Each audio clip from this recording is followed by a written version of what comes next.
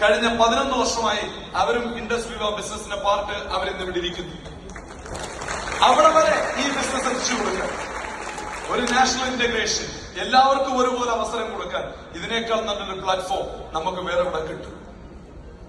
ഞാൻ വളരെ ആവേശപൂർവ്വം നിങ്ങളുടെ മുമ്പിൽ സംസാരിച്ചു, വളരെ ആത്മാർത്ഥതയോടുകൂടി നിങ്ങളുടെ മുമ്പിൽ സംസാരിച്ചു. ഈ കമ്പനി മുന്നോട്ട് വെക്കുന്ന ഒരു മിഷൻ 2030 ആകുമ്പോഴേക്കും ഈ കമ്പനി ഒരു 1000 പേരെ കരോഡ്പതി സ്റ്റാറ്റസിലേക്ക് ഉയർത്തുക എന്നൊരു ദൗത്യത്തോടുകൂടിയാണ് വർക്ക് ചെയ്യുന്നത്.